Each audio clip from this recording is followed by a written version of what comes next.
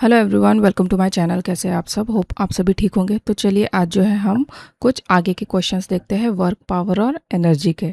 ठीक है, तो क्वेश्चन नंबर 51 है, a battery supplies 150 watt and 196 watt power to resistance of 6 ohm and 4 ohm when they are connected separately to it. The internal resistance of the battery is।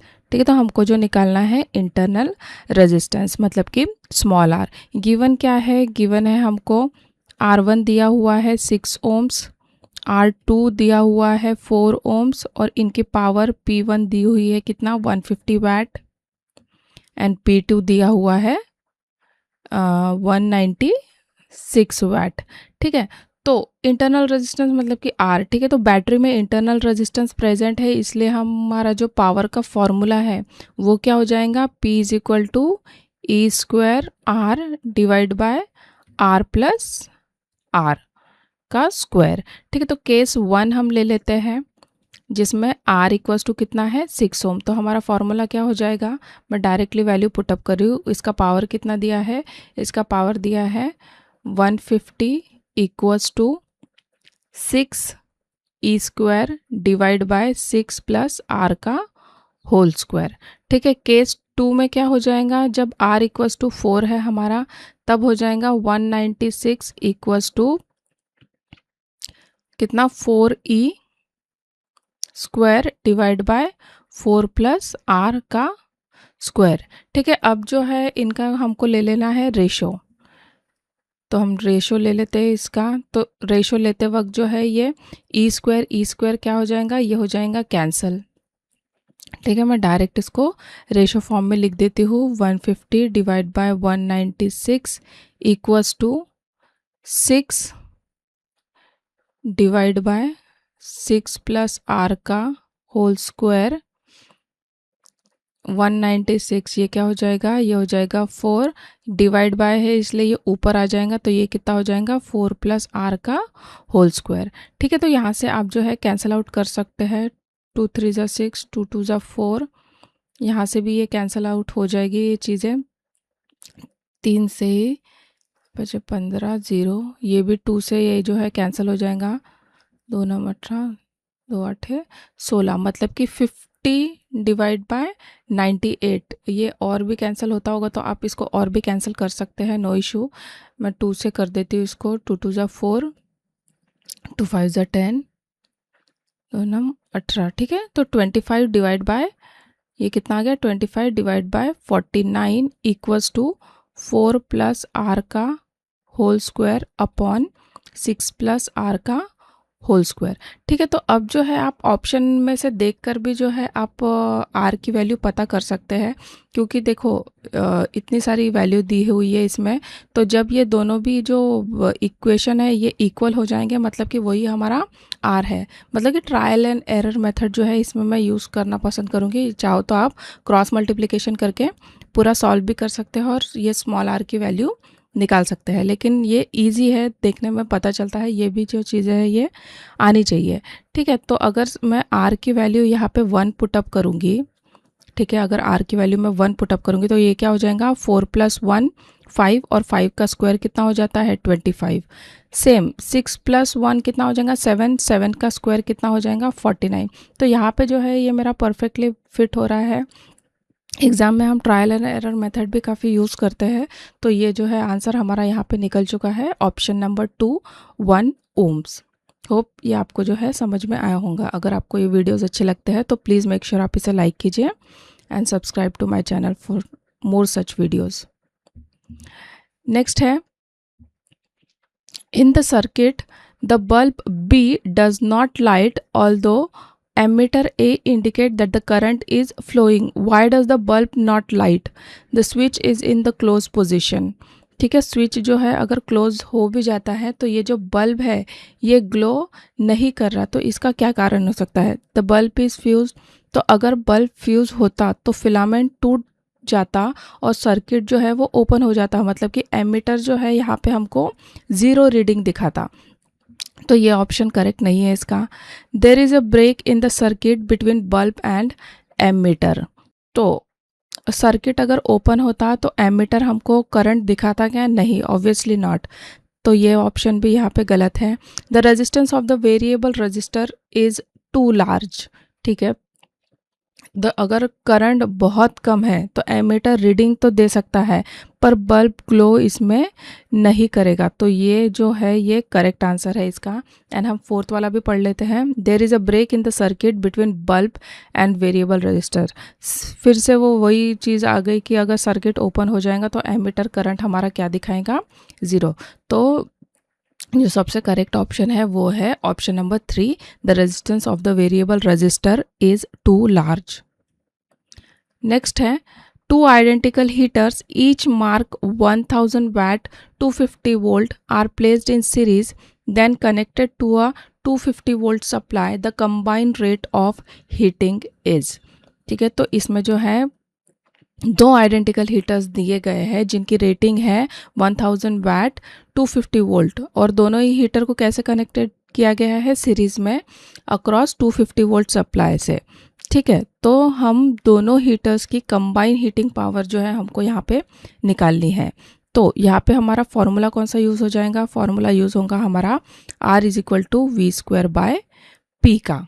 ठीक है, तो यहाँ से जो है हम पहले R निकाल लेंगे। V कितना है? 250 × 250 डिवाइड बाय पावर दी है कितनी? 1000। ठीक है, तो इसको जो है हम कैंसल आउट कर लेते हैं। 25 का स्क्वायर हो जाता है 625 और एक 0 है इसलिए पॉइंट। ठीक है, तो ये यहाँ से हमारी निकल गई क्या? आर रेजिस्टेंस की वैल्यू, लेकिन ये एक रेजिस्टेंस की वैल्यू है तो आर टोटल निकालना है तो क्या करना पड़ेगा? R1 + R2, क्योंकि दो रेजिस्टेंस है ना यहाँ पे इसलिए 62.5 + 62.5 तो ये कितना हो जाएगा? 125 ohms। ठीक है, अब निकालते हैं टोटल पावर। P = क्या आ जाएगा? V²RT। V² कितना है? 250 × 250 डिवाइड बाय RT हमारा कितना निकला? 125। तो 25 5 25 0। तो यहाँ पे हमारा आंसर कितना आ गया? 500 watt। ठीक है ऑप्शन में? Yes it is. Next question है, an electric kettle boil 1 kg of water in time t1 and the another kettle boils the same amount of water in time t2 when they are joined in series, the time t required to boil 1 kg of water is। ठीक है, तो ये जो है ये थोड़ा सा इसमें जो है आपका कैलकुलेशन पार्ट काफ़ी ज़्यादा है लेकिन ईजी है ये। ठीक है, तो चलिए इसको जो है हम सॉल्व करना स्टार्ट करते हैं। तो पावर पहले केटल की क्या हो जाएंगी? P1 = H divide by T1, क्योंकि यहाँ पे ये हीट से रिलेटेड है। ठीक है, P2 क्या हो जाएगा? सेकेंड केटल का पावर कितना हो जाएगा? P2 हो जाएगा H डिवाइड बाय T2। ठीक है, और पावर का दूसरा फॉर्मूला क्या हो जाएगा? पावर का दूसरा फॉर्मूला हो जाएगा V² डिवाइड बाय R। ठीक है, तो R1 कितना हो जाएगा हमारा? R1 हो जाएगा हमारा V² डिवाइड बाय P1 और R2 हो जाएगा हमारा V² डिवाइड बाय P2। ठीक है, होप आपको ये जो दो चीज़ें हैं ये समझ में आई होंगी। अब ये कैसे कनेक्टेड है? ये कनेक्टेड है सीरीज में, तो ये क्या हो जाएगा? R1 + R2। ठीक है, R1 + R2 हो गया। पावर इन सीरीज कितना होगा? ये हो जाएगा V² divide by R1 + R2। अब यहाँ पे जो है हमको R1 और R2 की वैल्यू पुटअप करनी है, तो ये कितना हो जाएगा? V², मैं यहाँ पे पुट कर देती हूँ, V² bye P1 plus V² bye P2। यहाँ से V जो है हम कॉमन निकाल लेंगे। V² 1 bye P1 plus 1/P2। V² cancel हो जाएगा, तो ये कितना हो जाएगा? PS =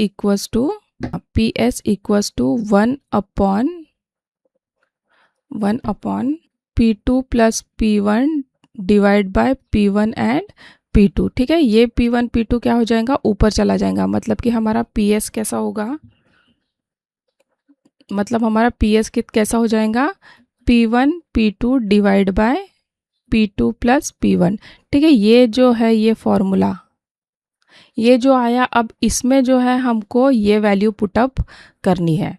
ठीक है, होप आपको ये जो चीज़ें हैं ये समझ में आ रही हो। सिंपल है बट थोड़ा सा इसमें कैलकुलेशन पार्ट जो है वो ज़्यादा है। तो ये क्या हो जाएगा, h by T equals to P1 का वैल्यू कितना था, h बाय T1, इसका वैल्यू कितना है h by T2 divide by h by T2 plus h by T1। ठीक है, तो यहाँ से जो है हम सॉल्व करना इसको स्टार्ट करते हैं। तो ये क्या आ जाएगा, h by T equals to, ये क्या होगा, h square divide by T1 T2, और यहाँ पे भी जो है हम h को कॉमन निकाल लेंगे तो ये कितना हो जाएगा, T2 प्लस 1/T1। ठीक है, h और ये स्क्वायर कैंसिल, ये h और ये h कैंसिल। हमको बेसिकली t की वैल्यू निकालनी है तो फिर से क्रॉस मल्टीप्लिकेशन में आ जाएंगे हम, ये वाला इधर चला जाएगा और ये वाला पार्ट इधर चला जाएगा। ठीक है, तो ये कितना हो जाएगा, 1/T2 प्लस 1/T1 ऊपर जाके, और ये आ जाएगा ये कितना था, ये आ जाएगा कितना, 1/T1 T2। ठीक है, इसको हमको पहले जैसे ही सॉल्व कर लेना है। T1 plus T2 divide by T1 and T2 divide by 1/T1 and T2 equals to T, ये जो है ये कैंसिल हो जाएगा तो हमारा आंसर कितना आ गया, T is equal to T1 plus T2। ठीक है, इस टाइप से जो है ये आपका आंसर यहाँ पे निकल जाएगा। थोड़ा सा लेंदी है बट इजी है ये, इसमें सिर्फ इतनी ही वैल्यू जो है आपको याद रखनी है, बेसिक सा फॉर्मूला है ये और कुछ नहीं। ठीक है, तो ऑप्शन नंबर 1 हुआ इसका correct answer. Next, question number 55. In the circuit shown in figure, the 5 ohm resistor develops the heat at the rate of 13.5 calorie per second. The heat developed per second in 2 ohm resistor is. ठीक है, तो हमको यहाँ पे जो कितनी heat develop हो रही है ये हमको यहाँ पे निकालना है। 5 ओम की जो है हमको दी हुई है कितनी है, 13.5 कैलोरी पर सेकेंड। ओके, तो सबसे पहले तो हम जो है यहाँ पे 6 और 4 ये कैसे है, सीरीज में है तो इनका रेजिस्टेंस हो जाएगा कितना, 10 ओम। अब ये 10 ओम और ये 5 ओम ये है पैरेलल में, तो इनका जो है हम पैरेलल इक्वेशन सॉल्व कर लेते हैं। R P is equal to 10 into 5 और ये हो जाएगा 10 plus 5 that is 50 divide by 15 जो कि आ जाएगा 10/3। ठीक है, एंड आर टोटल हमारा कितना हो जाएगा, ये वाला कॉम्बिनेशन इसके सीरीज में है तो ये हो जाएगा 10/3 प्लस 2, तो ये आ जाएगा हमारा 16 डिवाइड बाय 3 जो कि हो जाएगा कितना, 5.3 ओम्स। ठीक है ठीक है, ओके। अब जो है टोटल पैरेलल पार्ट का जो हमको पावर है, मतलब इसका जो पावर है वो हमको यहाँ पे, ठीक है, तो ये पावर का फॉर्मूला क्या हो जाता है, पावर का फॉर्मूला हो जाता है P is equal to V square by R. मतलब कि पावर और रेजिस्टेंस कैसे है, इन्वर्सली प्रोपोर्शनल है। तो यहाँ से हम P2 divide by P1 equals to R1 divide by R2, इसका जो है हम रेशो ले लेंगे। P2 हमको निकालना है, P1 ऑलरेडी दिया हुआ है 13.5 इक्वल्स टू, यहाँ पे R1 कितना है, ये है 5 और R2 है हमारा 10। ठीक है, तो इसको हम कैंसिल आउट कर लेंगे 1/2, मतलब कि P2 हमारा निकल जाएगा कितना, 13.5 डिवाइड बाय 2, तो ये आ जाएगा 12 2 7 14।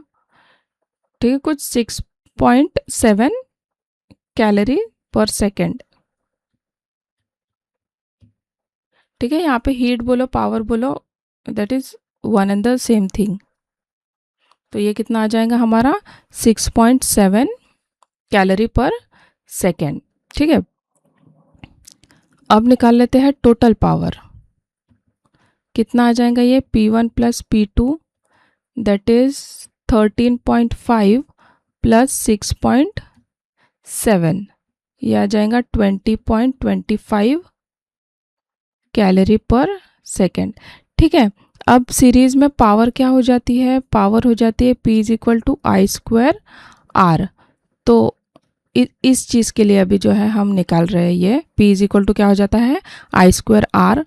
P series equals to R series divide by P parallel divide by R parallel. ठीक है, तो यहाँ से जो है हमको पी सीरीज मतलब कि ये 2 ओम्स के अक्रॉस ही हमको निकालना है। तो आर जो था रेजिस्टेंस सीरीज का ये कितना था, ये तो 2 ही है ना। आर पैरेलल, पैरेलल कॉम्बिनेशन का हमारा कितना निकला था 10/3। तो ये 10 इंटू ये 3 ऊपर चला जाएगा और पावर इन पैरेलल कितना निकल गया था 20.25। ठीक है, तो यहाँ से आपको सिंपल जो है कैलकुलेशन कर लेना है। ये 2 इंटू 3 हो जाएगा 6 और 6 इंटू 20.25, तो ये कितना हो जाएगा 12, 12 पॉइंट समथिंग 12.5 जो है हमारा आंसर यहाँ पे आ जाएगा। ठीक है, मतलब कि option number 3 will be the correct answer. Hope आपको ये जो चीज़ है ये समझ में आई होगी।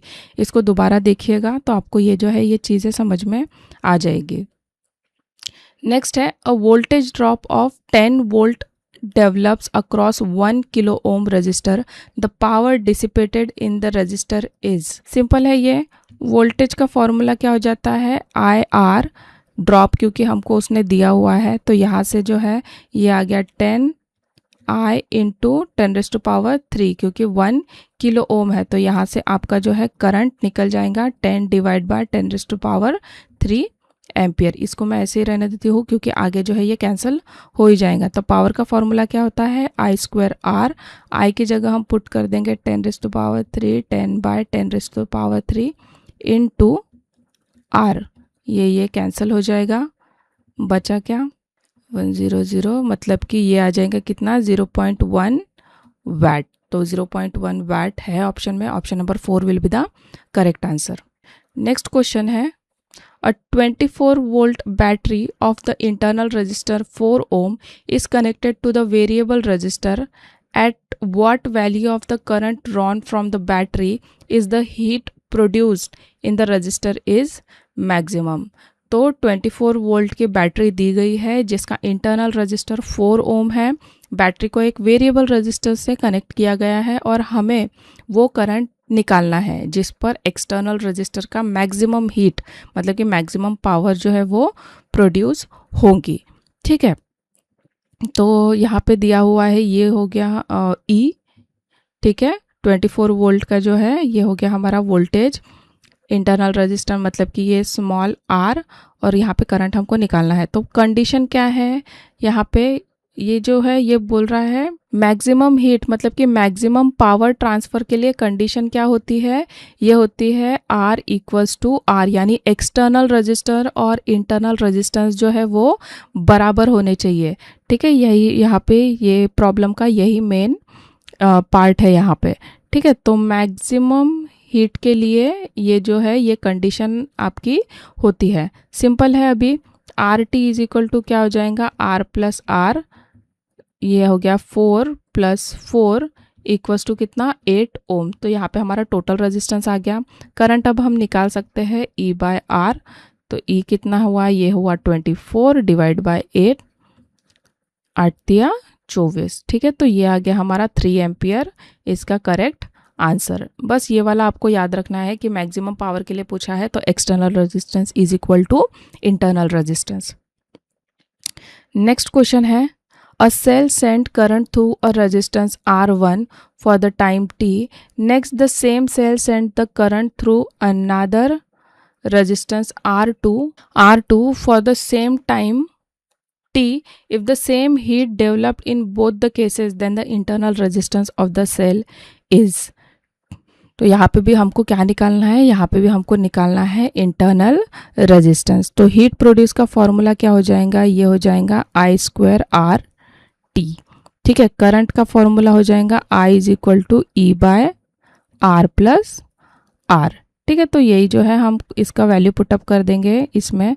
तो H इज इक्वल टू क्या आ जाएगा, ये E divide by R plus R का whole square into R T। ठीक है, अब दोनों भी केसेस में जो है वो हीट कैसी है, इक्वल है। तो हमारा H1 क्या हो जाएगा, H1 हमारा हो जाएगा E divide by R1 plus R का स्क्वायर R1T और H2 हो जाएगा हमारा कितना E divide by R2 plus R का होल स्क्वायर R2T। ठीक है, ये जो है हमारे दो इक्वेशन हो जाएंगे। तो इसमें से आप जो है जब हम इनका रेशो लेंगे, ठीक है, इनको जब हम इक्वेट करेंगे तो ई स्क्वायर और टी जो है वो कैंसिल हो जाएंगे। ठीक है, ई स्क्वायर और ये जो टी है ये क्या हो जाएंगे, ये कैंसिल हो जाएंगे। तो तब इक्वेशन कैसी बनेंगी, तब इक्वेशन बनेंगी R1 divide by R1 plus R का whole square equals to R2 divide by R2 plus R का होल स्क्वायर।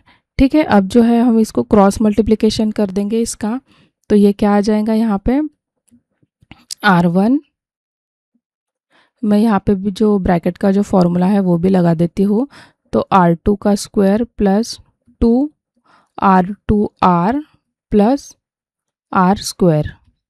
ठीक है, और ये हो जाएगा कितना R2, इसको भी मैं जो है ब्रैकेट ओपन कर लूँगी यहाँ पे, R1 का square plus 2R1R plus R का स्क्वायर। इसको हम मल्टीप्लाई कर लेंगे ब्रैकेट ओपन और करके। ये थोड़े सिंप्लीफिकेशन वाले प्रॉब्लम्स हैं, बट ये भी जो है एग्जाम्स में काफ़ी पूछे जाते हैं ये। ठीक है, R1 R2 का square plus 2R1 R2R plus R1 R का square equals to R2 R1 का square plus 2R1 R2R plus R square R2।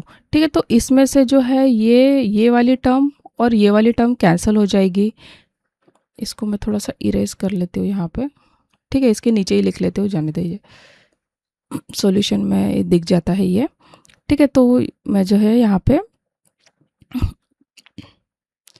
R1 R2 का स्क्वायर यहाँ पे आ जाएगा माइनस R2 R1 का स्क्वायर इक्वल्स टू, ये क्या आ जाएगा R2 R का स्क्वायर माइनस R1 R का स्क्वायर। ठीक है, तो हम जो है अभी कॉमन निकाल लेंगे, इसमें क्या आ जाएगा R1 R2 जो है कॉमन निकलेगा, तो बचेगा क्या यहाँ पे R2 minus R1 equals to, इसमें भी जो है हम R को कॉमन निकाल लेंगे, तो यहाँ पे क्या बचेगा R2 माइनस R1। ठीक है, तो ये ब्रैकेट और ये ब्रैकेट कैंसिल हो जाएगा और ये जो स्क्वायर है यहाँ पे जाके क्या हो जाएगा स्क्वायर रूट। तो हमारा इंटरनल रेजिस्टेंस कितना निकलेगा R1 R2। ठीक है, तो है ऑप्शन में ये, option 3 will be the correct answer. थोड़ा सा लेंदी है बट इस टाइप के जो प्रॉब्लम है वो आते हैं। ठीक है, नेक्स्ट क्वेश्चन है, in the circuit shown in figure the cell has an internal resistance of 1 ohm, the heat produce in 8 ohm coil is 32 calorie per second, the heat produced in 1 second in 4 ohm coil is। तो 8 ohm में कितना heat produce हो रहा है 32 calories. 8 ohm में कितना produce हो रहा है 8 ohm में कितना प्रोड्यूस हो रहा है 32 कैलोरीज पर सेकेंड, और जो 4 ohm है और कितना 12 ohm, ये कैसे है, ये पैरेलल में कनेक्टेड है। ठीक है, तो हम पहले करंट निकाल लेंगे, तो पहले जो है हम करंट निकाल लेंगे 8 ohms का। ठीक है, तो यहाँ पे जो है हम फॉर्मूला यूज़ करेंगे H is equal to I square R का। तो कितना दिया हुआ है यहाँ पे 32 डिवाइड बाय R हमारा कितना है 8। ठीक है, ये आई स्क्वायर 8 चौक 32, मतलब कि आई हमारा आ जाएगा कितना 2 एम्पियर। ओके, तो यहाँ पे हमारा करंट निकल गया है 2 एम्पियर। अब पैरेलल कॉम्बिनेशन निकालते हैं हम आरपी इसका, तो इसका पैरेलल कॉम्बिनेशन क्या हो जाएगा, ये आ जाएगा 4 × 12 डिवाइड बाय 4 + 12, ये आ जाएगा 16। ठीक है, तो 4 4 जा और 4 तिया 12। ठीक है, तो ये हमारा पैरेलल कॉम्बिनेशन कितना आ गया 3 ohms का। तो यहाँ से हम वोल्टेज निकाल सकते हैं इसका, V is equal to I R. तो वोल्टेज कितना हो जाएगा, करंट हमारा निकल गया था 2, रजिस्टर हमारा निकल गया 3, तो ये आ जाएगा 6 वोल्ट। ठीक है, तो अब जो है हम करंट निकाल सकते हैं 4 ohm के अक्रॉस, तो I is equal to V by R. V है हमारा 6, R है हमारा 4, तो करंट हमारा कितना आ जाएगा, ये आ जाएगा कुछ, ये 3 ये 2, मतलब कि 1.5 एम्पियर जो है हमारा यहाँ पे करंट निकल जाएगा। ठीक है, अब करंट हमारे पास है तो हम हीट भी निकाल सकते हैं। हीट का फॉर्मूला हो जाएगा I²R/T। I² कितना है 1.5 इंटू 1.5 इंटू रेजिस्टेंस है हमारा 4, और ये था कितना 1 सेकेंड के लिए। ठीक है, तो इसका जब हम कैलकुलेशन करेंगे तो ये आ जाएगा हमारा 9 कैलोरीज। ठीक है, मतलब कि option number 2 will be the correct answer. Next and last question है आज का। You are given a resistance wire of length 50 centimeter and a battery of negligible internal resistance, in which case the maximum amount of heat is generated when the wire is connected directly across the battery, when the wire is divided into 2 equal parts and both the parts are connected in parallel across the battery, when the wire is divided into 4 equal parts and all the 4 parts are connected in parallel across the battery, या फिर when only 1.5 of the wire is connected across the battery।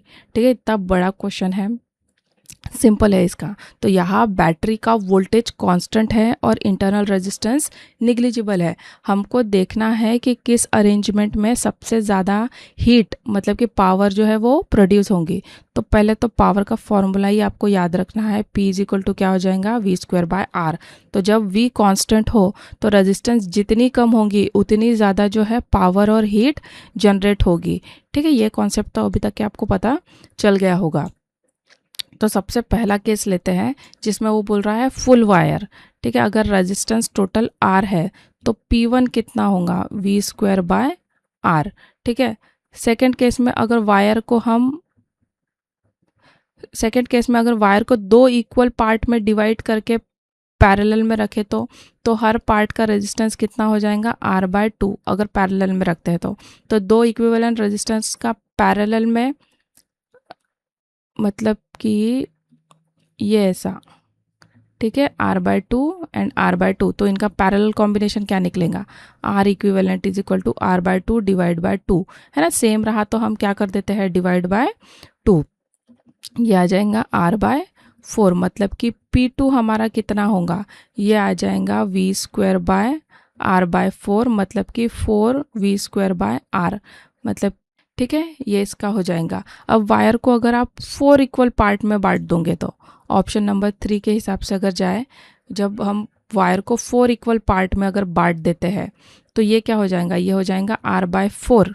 ठीक है, तो R equivalent कितना निकलेगा हमारा, R equivalent निकल जाएगा R/4 / 4, तो ये आ जाएगा R/16। तो हमारा पावर P3 कितना हो जाएगा 16 V²/R। ठीक है, ये पुटअप वाला नहीं कर रही हूँ मैं अभी स्टेप, ये स्किप किया। होप आपको ये जो है चीज़ समझ में आएगी। ठीक है, तो ये जो है ये सबसे ज़्यादा है। सिर्फ आधी वायर की यूज़ की गई तो यहाँ पे जैसे लिखा है when only 1.5 of the wire is use, तो वो क्या होगा R/2 ही होगा ना। तो R/2 का कितना ही आ जाएगा, ये चलो मैं बता ही देती हूँ। ठीक है, अगर सिर्फ आधी वायर यूज़ करोगे तो उसका रेजिस्टेंस कितना होगा R/2, तो पावर कितनी निकलेंगी उसकी V²R/2, मतलब कि ये कितना हो जाएगा 2V²/R। ठीक है, तो सबसे ज़्यादा किस में निकल रहा है, ऑप्शन नंबर 3 में। पावर कितनी हो जाएंगी 16 V²/R, मतलब कि हमारा ऑप्शन नंबर 3 होगा करेक्ट आंसर। होप आपको ये जो वीडियो है समझ में आया होगा। अगर आपको नहीं आता है तो प्लीज़ आप कमेंट सेक्शन में भी क्वेश्चन पूछ सकते हैं। And thank you so much for watching.